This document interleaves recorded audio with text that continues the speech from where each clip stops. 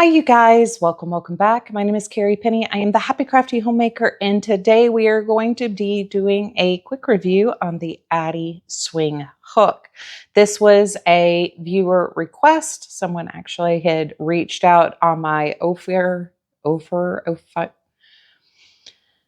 a previous hook review video and asked whether or not I would be willing to do the Addi swing. So these are $20 to $25 on Amazon. I will leave a link down below. It is an affiliate link. Just, if you decide you want to buy one and test one, help a girl out. I am paying for these out of pocket. So when I do reviews and things, it does help to kind of have a cash pool other than my own money to pull from to purchase items for the purpose of review here on the channel. So I, by and large, love Addi products. So I'm surprised I haven't reviewed this hook in the past. I am not a fan of the other style hook that they have, which is just a straight stick. The hook part is perfectly fine. The handle for the hook is very difficult for my hands. I don't know that I've ever done a review on that hook here. It's one that I was gifted from a friend many years ago, but it's literally just a straight stick. There's no place to hold it, nothing to make it ergonomic or more comfortable to hold in your hand. Whereas obviously with the swingline hook, we have multiple different ways of gripping and holding this that may make holding a hook easier on your hand. So we do have a nice taper to the head. Of course, my camera is not wanting to zoom in very appropriately. We do have a slightly shallower throat to this hook. If you are not familiar with my channel at all, my go-to hook is the Clover Amore hook. So when you compare these side by side, these are both the 5.5 millimeter, which you can see very clearly here. This is not going to rub off. This is embossed and colored and rubberized and everything. So you're not going to have to worry about losing where your hook information is. But you can see that distinctly the Addi looks larger. The hook head itself is larger. The throat is fatter. It's got a much larger head on it. Both of these are supposed to be a 5.5 millimeter though, but even to me, I think the neck on the Addi feels a little bit fatter. The other thing I would like to note, and this is actually the big con I have found with this, is we do have a very, very short shaft here compared to my prefer Clover Amore. And that is also, true with the Tulip. The Tulip also has a fairly long neck to it. So other hooks that are higher end hooks, this is definitely the shorter neck length that we have had. Oh. I have the door cracked open so the cats can play on the catio while I'm sitting here filming. And I was hearing some rustling, but Banner is literally just rolling around in a pile of leaves, having the time of his life. So anyway, so larger head, shorter neck, very fat throat on the Addi, but we do have a very interesting shape to the handle overall. I have to say, I find that the head and throat are very smooth. It is a matte finish compared to the very shiny finish we have on the Amore. One of the things I love about the Amore hook is the fact for me, this is a very fast hook. It is very slippy. Everything glides on this.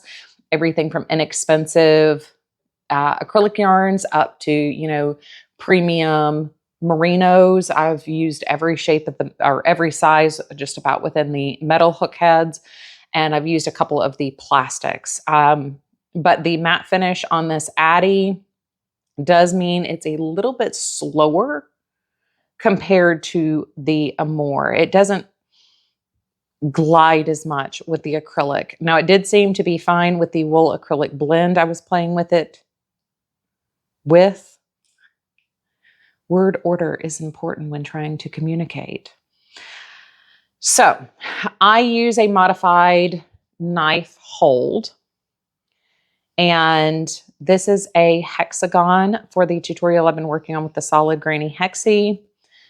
This is the next one that will go into the project, and I have been working on this using this Addi. So this is, I believe, Premier Basics. And as I'm crocheting, I personally don't find this to be an uncomfortable, ooh, this is going to be hard with the camera, an uncomfortable way to crochet holding this hook. It is extra clumsy because I am filming through the camera, not filming, by sight. But you can see there's just a little bit of pull and drag here as I am working my way across these stitches. A little caught there. On this acrylic yarn, it is very slow compared to the Amore hook, which I am deeply, intimately familiar with. Now, for me, this is the easiest way to hold this hook. It's the most comfortable way for me to hold this hook. And part of that is because the shaft is or the neck shaft here is so short. I don't have any control really if I hold further back on the hook. Although, how I'm holding this with my whole hand here, I still can guide more with my pinky than pinch strength up here. I am able to keep a looser grip by holding on either side of this knob here. And it's not an uncomfortable angle with the knife hold to work from. So if you tend to be a tighter tension crocheter and you struggle to maintain a looser tension, I actually think this hook would be very good for you. It forces you actually to have a slightly looser tension if you hold it like this. I'm not sure how it would work for those of you who have a pencil grip. Where this is comfortable to pinch and hold in a pencil grip, I am not a very good pencil grip crocheter. That is not my natural position. I don't even hold pencils like this, so this is a very unnatural position.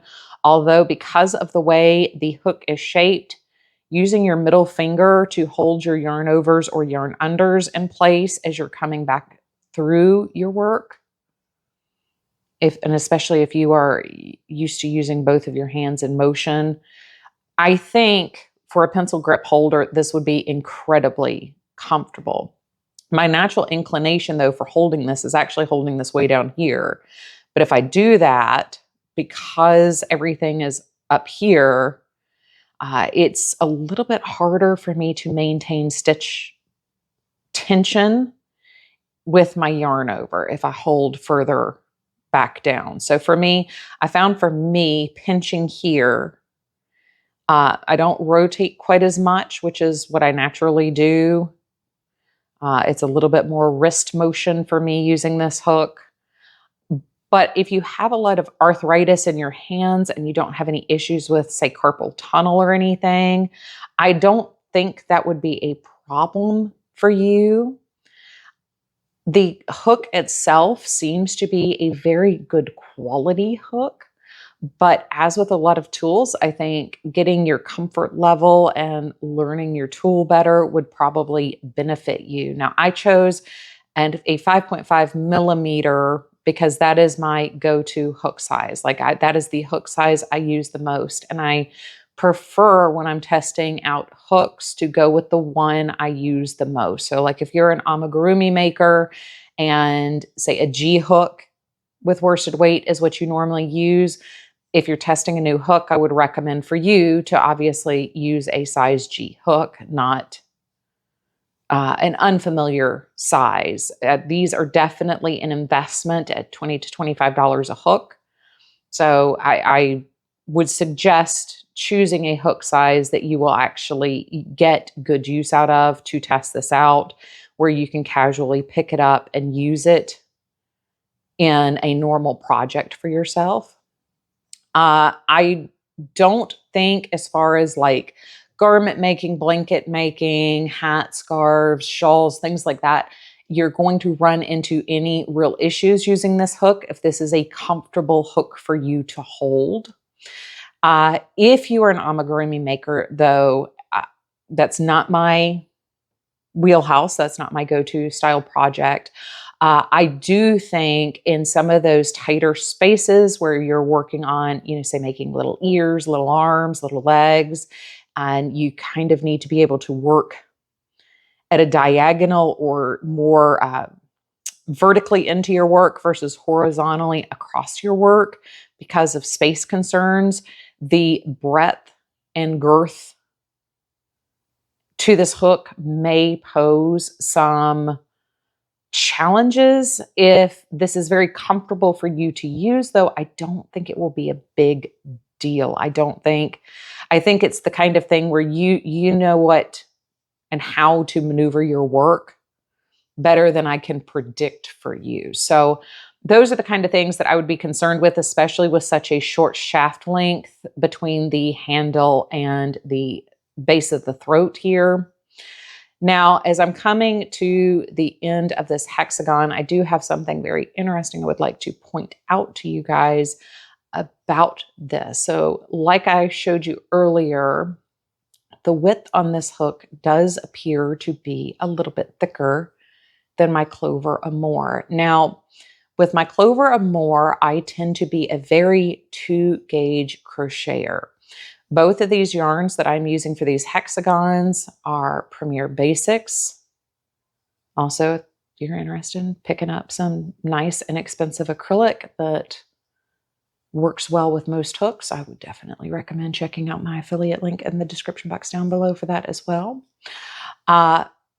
So I do have an apples to apples comparison here with the size of these hexagons. So with using the same yarn and using the 2 different hooks, I do have a slightly looser tension to my stitches with this hook compared to my Clover Amour. And as I'm generally a pretty 2-gauge crocheter with my Clover Amour, I don't really ever have to make too many adjustments as far as, hook size down, yarn size down, things like that. I did find it very interesting, the gauge difference I was getting using this hook versus the Clover Amour. So here we are. This is a 4-round solid hexagon, just like we did in the tutorial when I made this one. Once again, these are the exact same yarns. Both of these are 4 rounds. But we do have a larger hexagon, slightly larger hexagon here. So I don't know. It's not huge. I notice it especially with the stitch definition, and these easily could block to be about the same size. There's enough give there where I can make them line up.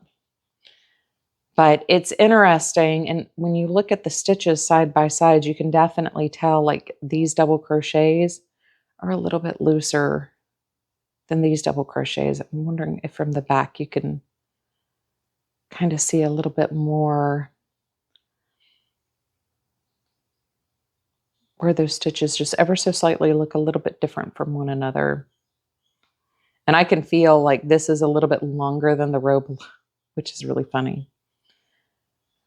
So, if you have a hook that, a hook style that you have been using a lot of, you might, if you're, moving over to the Addis, you might want to try one size smaller or find a way to kind of pull in your tension just a little bit. Like I said, these will easily match up. Like I'm not worried about these 2 matching up in my project or anything. These will go together just fine, but it is worth noting, like if you're, playing with these, you might have just ever so slightly a looser gauge, which is why I said if you are a tight crocheter and find yourself struggling with over tight tension in your stitches, this might actually be a great hook for you if you can't naturally loosen your tension. You haven't found a way to naturally loosen your tension. I think that using a hook like this, especially with the way you have to choke up on it and stuff, I think this would actually be a very good option. Now, like I said, I am not a pencil grip person. It's just not natural for me. I can crochet that way if I have to. Also, overhand, this is very comfortable. You have lots of places to rest your hands. I do wish that we had a longer throat length on this, but you have multiple ways. I know I saw a couple of people that were holding it, pinching it sideways and working this way with their fingers wrapped around the back. The side is very uncomfortable for me that way. The pencil grip is just very natural, especially with the way this is shaped here. That is a very natural place. And then you've got a place to pinch here so you can have more control with a longer handle hanging out back here. So I would actually give this, if this is comfortable in your hand and you don't mind the matte finish on the hook, I would give this a B rating. It is a very, very solid hook. It is a good hook. It does have a good weight to it. It's not, lightweight, going to fly out of your hand or anything. And it's not so heavy where it feels like it's going to put strain on your wrist and work against you as you are making a project. So other than the gauge issue, which really isn't an issue, if you're aware of it, that's something you can easily adjust for. But other than noticing my gauge is looser with this hook, I would say, once again, it's a B hook. It is really good. It's a B plus. It's durable. There's some flex to it, but it's, not going to snap on you anytime soon, with normal wear and tear. And the rubberized places make it soft to the touch while still being a firm hook. I cannot speak as to whether or not this will loosen with time. It feels incredibly sturdy and in there. I mean, there is zero give in this at all. I don't know how much tension you can tell I have on my hands there. But I would definitely say, like, if a more straight hook handle, or even like the bell bowl shape here isn't good for your grip, I would recommend trying the Addi, giving that shape a shot. We've done a number of styles with the bulbous handle over the years. I think I did a furls. We did the Ophir, and I've talked about using the Hobby Lobby ones, the chubby handle ones. Those, they don't fit in my hand great. The Tulip is a very nice hook. It didn't fit in my hand great. But I do say, if you are a pencil grip person, I still say that Tulip is the hands down the most comfortable for the pencil grip. This would probably be my second if you're a pencil grip crocheter, just because you have so much control over the hook head on how you can hold this with a pencil grip. Whereas for me, this would just be so uncomfortable pencil gripping. So this and the Tulip, I would say if you're a pencil grip, are probably the top two I would try if you're looking for something more comfortable in your hand that you can work with for longer periods of time. If you are a knife holder or an overhand person, I think overhand, you would do well with this hook. Modified knife, you might, be like me and you might have to find where your hold is, but it's very comfortable to pinch from either side of this ball. And it's also very comfortable to pinch from the underside of the ball. So it's a comfortable hook. It's probably not my hook, but it is a very comfortable hook. It is a very good hook. It's well made. Addi slash Skacel, which is the parent company. They do produce just very high quality products. I don't know why my camera is wanting to focus so heavily on the hexagons and not the hook here. So like I said, B rating overall, I like it, but it's just not, you know, my hook. It is definitely a hook I would be willing to use though, if for some reason I had left one of my, I didn't have an Amore on hand. I do have about 7 or 8 of these size I 5.5 millimeter Amore hooks. Those girl knows what she likes, man. I'm just saying. So yeah, it was, as I did not test this with wool, but I did test it with a wool acrylic blend as well as the acrylic, which are the yarns that I'm currently working on projects with. So that's what I had at hand when I was overall testing this out off camera. I've been playing with this now for about a week, you know, here and there, picking it up, testing it out, seeing how it feels. Yeah. So if you have any questions, leave them down below. My community, if you are new here, is very good at answering questions. If they catch them before I do generally try to answer all comments within the first week of a video going up. And then obviously it's a little bit slower after that. But if you're interested, like I said, I will drop the link on Amazon. So if you can grab one if you want, this will actually, well, I don't want to say that because I don't know, but made in Germany for the US and Canada. I wish I had the rest of this information back here, but yeah, I mean, it's a known company, well known to me. So I was happy to test this out. I love you guys. I hope you're having a wonderful, fantastic day, and I look forward to seeing you real soon. Bye, you guys.